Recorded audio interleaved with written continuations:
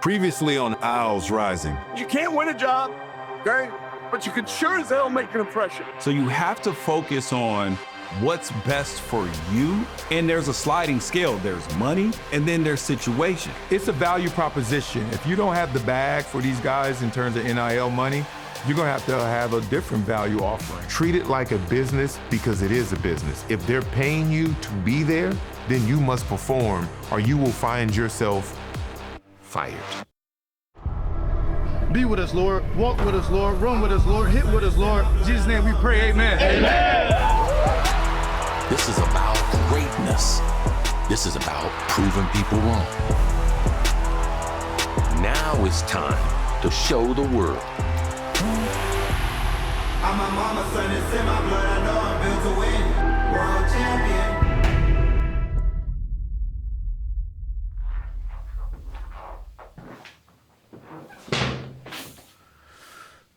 The FAU football season 2024. Interesting, unfortunate. We expected a lot more. Whether this is the right number or not, I felt like there was 100% buy-in from the guys, and I want to go hats off to the guys. I want to go hats off to the staff. Because anytime that a change is made during the season, there's uncertainty. Heartbroken for the seniors, though, because we could have won it. The unfortunate part is that's probably the same thing from the whole season. Coulda, woulda, shoulda, right? Hate to lose, and it hurts.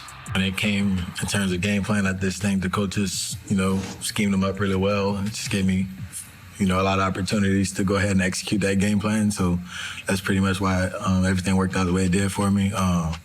Coming into the game, I was just very motivated.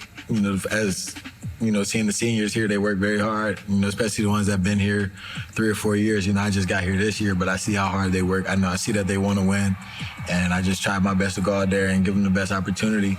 Just to win that game and just send them off. Their last home game, being one of those sweet memories they can remember for a lifetime. It was really exciting, the stack, out of stack running inside zone. That was working all game really, and I just had to trust my O-lineman and see where it's going to hit, and then that's what I did. It was just a good experience. First college touchdown. So every week we come in to win. We don't just come in just to play and then we'll see what happens. We come in to win every week. Obviously we've been falling short of that these past couple of weeks, but the energy on the sideline, everybody's brought in because we want to win. We're not a 2-8 team. We're not this is not who we are. We're a very talented team, and we just keep falling short. We just gotta go back to the board and just really look at what we need to do better. Because we come to play to win, and obviously you guys see that we fought all the way to the end. But we just came up short. Don't fumble. Don't fumble. When the game's on the line, don't fumble, man. I feel like that was really pivotal for us. We had a chance to win that game, and that was a rookie mistake on my part. I got to be better with the football. Coach Lunsford was always telling us to own the football on both sides of the ball, and that play right there, I didn't do that. So that's pretty much it. Just don't turn the ball over. To see a team roll out at 3-8, coach fired, couple of weeks left in the season. That doesn't happen very often. This afternoon, the Owls announced the firing of head football coach Tom Herman. Florida Atlantic Vice President and Director of Athletics Brian White stated, "I extend my appreciation to Tom Herman for his dedication to our university and our student athletes. I informed Tom of my decision this morning and then met with the staff and team. We firmly believe in our ability to win championships and compete for bowl games, and that remains our standard." What's going to be really interesting to see how it's picked up next year, with transfer portal, NIL money, new coach, everybody's doing, there's a lot of people, a lot of moving parts, see who is there, who's doing what next year. Great core of young men, I think, great people, and hired a guy from Texas Tech that they're really excited about, so that's got me excited. And nowhere to go but up. But it was definitely a disappointing season. And I don't mean that to be disrespectful in any capacity, but I don't think anything has been impressive. I think there's certain guys that continue to battle individuals that were impressive, regardless of circumstances. But the overall team at 3-8 in that division, that conference, I should say, if anybody were to tell you that there was something impressive about the football team for the 2024 season, I would call bullshit on that.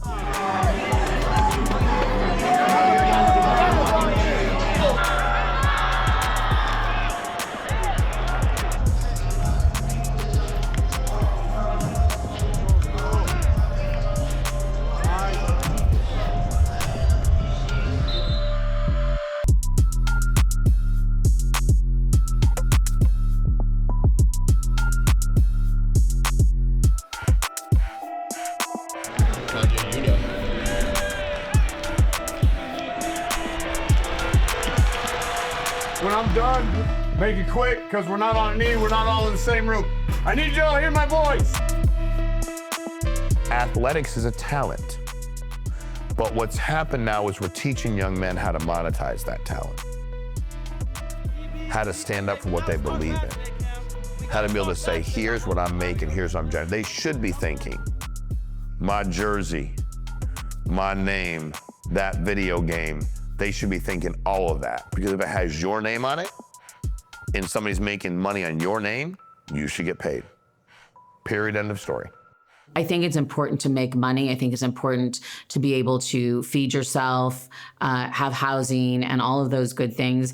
But this day and age, it's so easy to get clouded by dollar signs and not about what your legacy could be in sport in general and how your legacy in college can transcend to your legacy in professional football. And going to a college that's going to be able to afford you the ability to play and play well is important. I think my biggest recommendation is don't let the money cloud your judgment on what your legacy could be.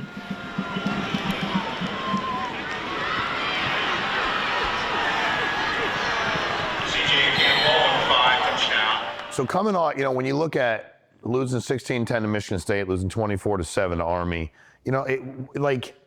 spirits I think were pretty decently high, right? It wasn't the way you want to start the season, but when you're a school like Florida Atlantic or, you're that size, you a lot of times play somebody bigger and better than you early. You happen to play two teams that were certainly better than we were.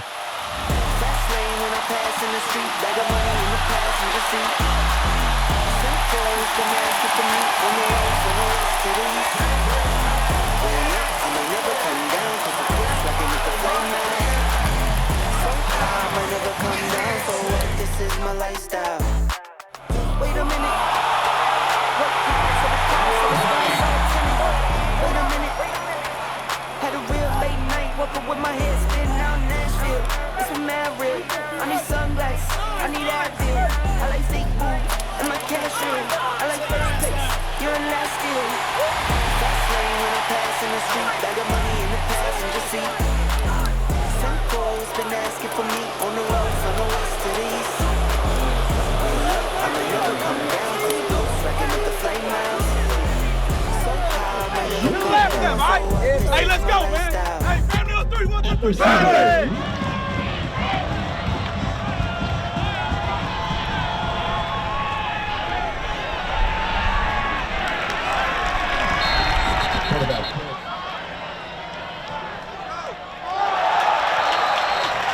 Catcher's pass complete.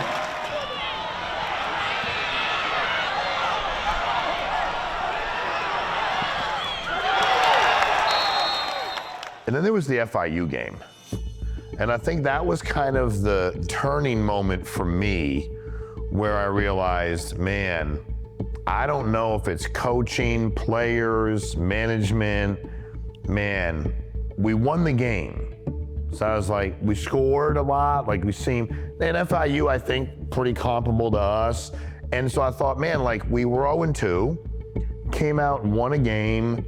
It's a rival, it's Florida school. I learned that as I go to the game and realize a lot of people there because they're not that far away. So you're feeling pretty good, right? You're like, all right, dude, you're 1-2. Then we're going to Connecticut to play UConn. And UConn ended up being better than I'm a Connecticut guy, and UConn football has not been good. So like, if you're like, I'm a Connecticut football fan for the last 30 years, good for you, bro. You have stick-to-itiveness, because it's just not been good. It's been ugly. I mean, let's be honest. They don't win a lot against decent competition. And this past year, they had a good team. I need y'all to hear my voice. We gotta start fast. We all know that. How do you start fast? You kick that fucking door in with confidence, with trust. Like Joey said, we believe that your best is better than theirs, because it is. It is. So trust the guy next to you, trust your training, and unleash from the minute they say we're allowed to hit them. Unleash that love and that trust. Okay? Over and over and over, play after play, 1-0. I fucking love you guys. I cannot wait to watch you play.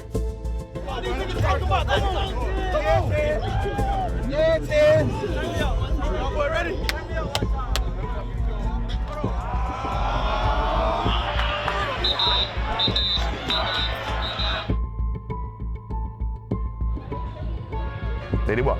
They beat the crap out of us, 48-14. I made the wrong assessment on evaluating college football in the summer and in the spring, and you really can't do that until you get the bodies and are ready to start at the end of August. Because the team we had that went out against Michigan State the first game, I thought that was a team that took Michigan State late in the game. We could have won that game up there, start season. That's a team that could have won 8 games. But between that and the next 3 or 4 weeks where the team lost their confidence and we lost our depth, that's where I made a vital mistake, realizing these kids are not as talented as they think they are, and I've made the wrong assessment, and our offensive line was awful. I thought we would just be bad, but they were awful, and it's hard to have a running attack, and you can't protect your quarterback. All 3 of our quarterbacks got knocked out for the season for the most part, and you're not going to be able to win 8 games with no continuity at the quarterback spot. So that was my bad. It's not the kids' fault, okay? Because you're supposed to think you're better than what you are. But me, as someone who analyzes football and someone that's supporting the support staff and one of the coaches there, I made a bad assessment as far as the overall depth of what we had top to bottom.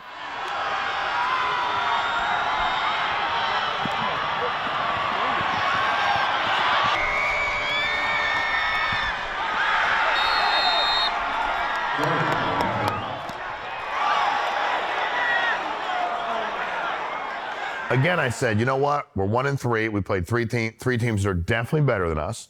One that I think was we're more comparable to. We beat them, by a couple touchdowns. Are 1-3. We're going to be good. We played Wagner, who's not good at all, and I think there's a very small school. That's just not a beat them 41-10. You go to 2-3. Yeah, baby! That's how you run the ball! That's how it's supposed to look, right? That's how it's supposed to look. Really proud of our guys for growing. The last time we played well and then got hit with adversity, we crumbled. We crumbled. And we didn't tonight. We bowed our backs at halftime. We came out in the second half, and offense didn't punt or turn the ball over, and the defense didn't give up any points. So really, really happy with the way our guys responded. We're going to celebrate this win, but we also know that the competition gets really, really stiff from here on out. Haven't been able to start fast the whole beginning of the season. So, getting that first explosive play on that first play, that was huge for us.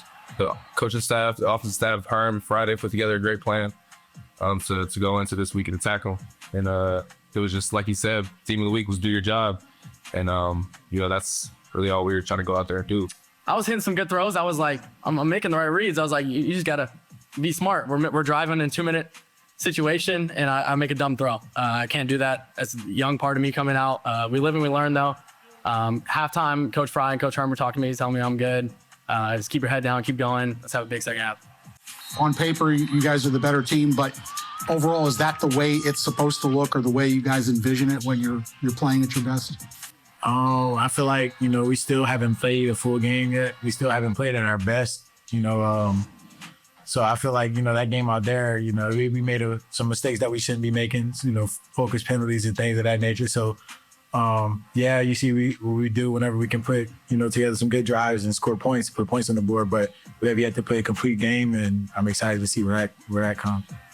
I think every game you want to come off fast, you never want to start slow. But as far as what's working, coach told me to trust my speed and trust the other guys with me, because rushing by yourself is one thing. When we rush Forrest one, he's got nowhere to go, and we get there together.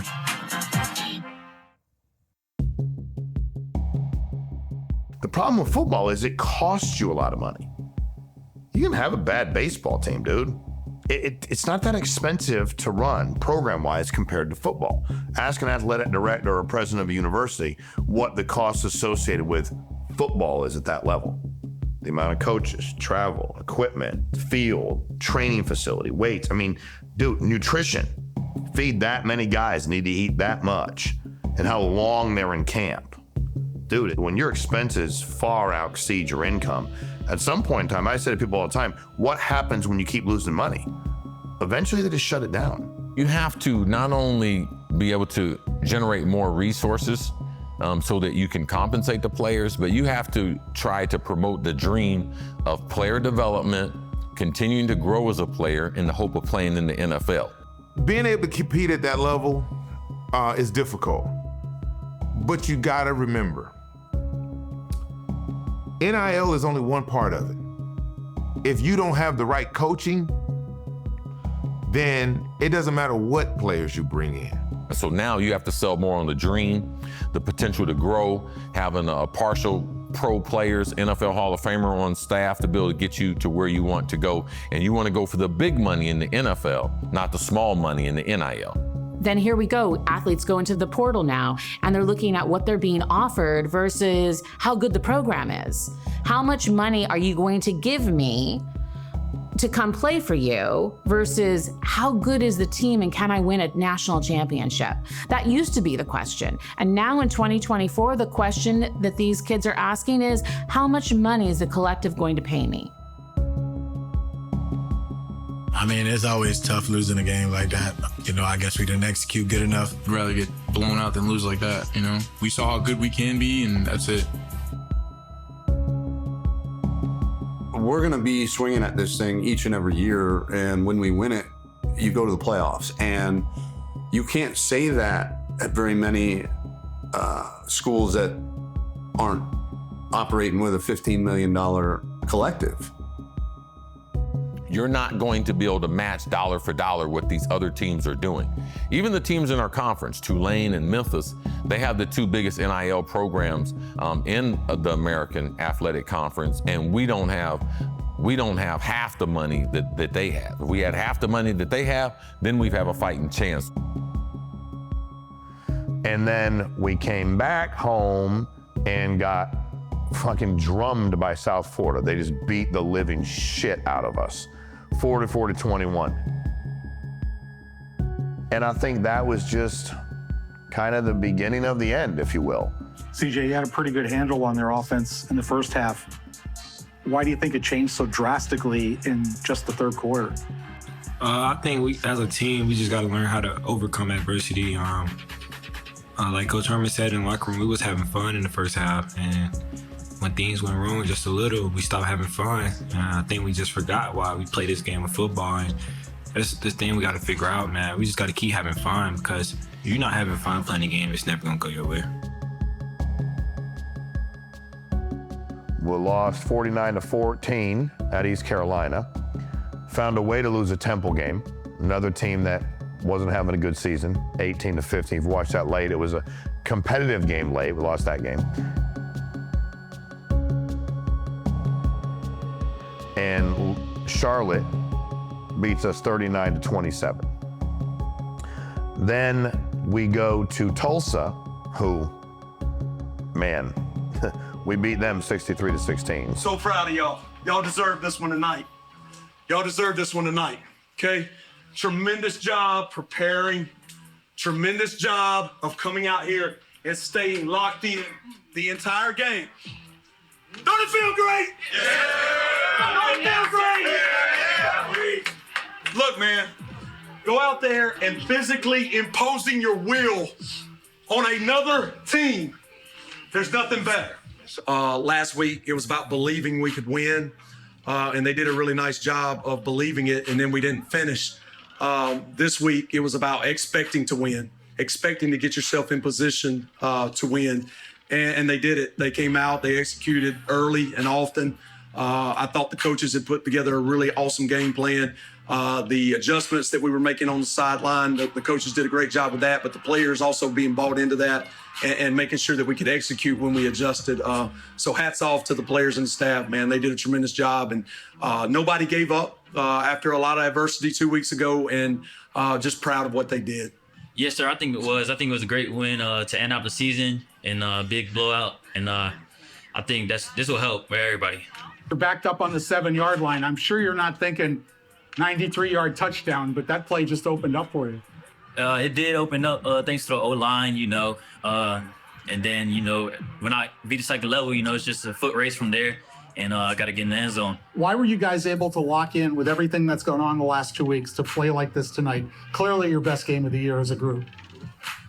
I just know it's the last one. Everybody trying to come together a little more, trying to take this last one and go out hard, go out with a bang. So everybody just locked in and try to clinch together and just try to fight together.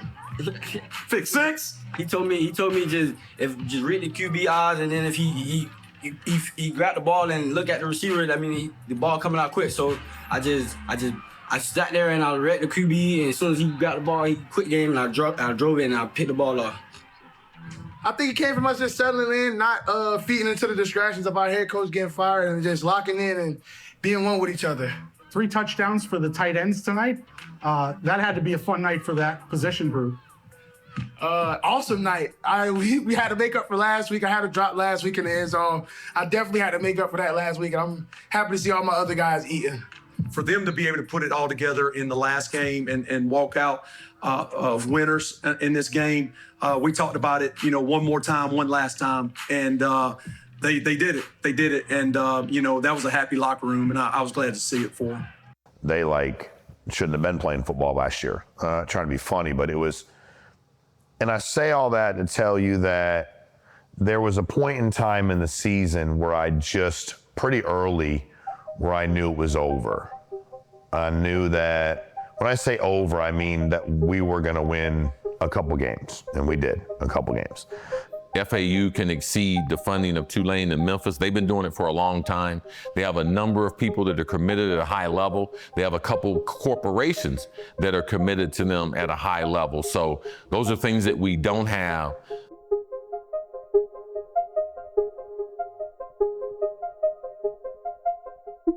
I'm a leadership guy. Always have been, always will be. Team or company does well, you're in charge. You give the players, the producers, the agents, the employees the credit. If it falls apart and you fail, you as the leader, the coach, the head of the tip of the spear, the head coach, that's on you. So I put a lot more of it on the coaches than I do the players. Time for as long as you take. Y'all, except when they motherfucker throws from the first play to the last fucking play. Let's go. Hey, D block on 3, 1, 2, 3. You can go get all the players you want, but if it starts at the top, if the leadership isn't there, then you just wasted money. Still developing players, and you're still developing coaches. And one thing that you realize, the kids are coming here for an education and experience. Now, winning more games does help the experience, but it doesn't change the experience. So 99% of the players that we have on the roster, they will not be playing pro football. So they are life after football. How do we get internships? How do we get shadowing opportunities? What's my degree program? How many credits am I away from it? And do I need to do something in the meantime to start my next career, which won't be involved in athletics or playing football? But no matter how good you are in football, it's going to come to an end. No matter how good you are in any sport, the shelf life is so short. And I wish I had a megaphone loud enough to tell every single family, go to the best institution, go to the best school with the education, academic reputation, because that's where you're going to find the greatest network. I think parents need to prioritize to their kids. One, you're going to school to go to school. You're a student athlete. Then after that, you can talk about the sports and what it can do. Because I went to Columbia and I still made it to the league. So I hate when somebody says, that school too small, I ain't gonna get discovered. No, you just sorry, or you ain't good enough. You gonna be good enough, they're gonna come find you. And remember this is the craziest stat.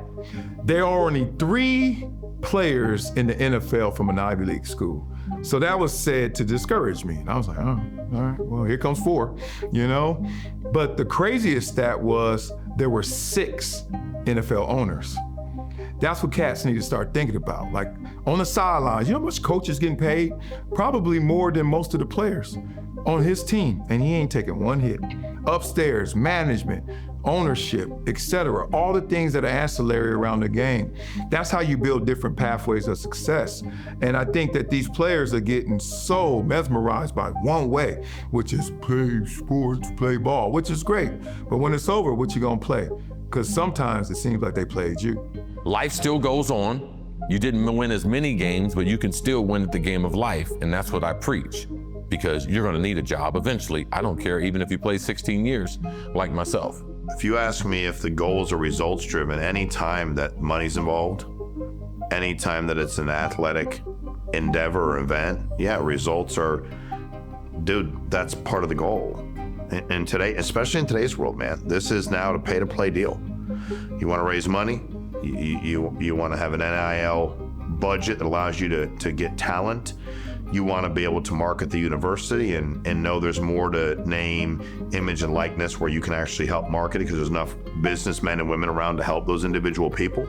I mean, I didn't join FAU's program in any capacity to raise money to help with anything to lose. I did it to win. I can tell you that for me, I'm not interested in another losing season. One was enough.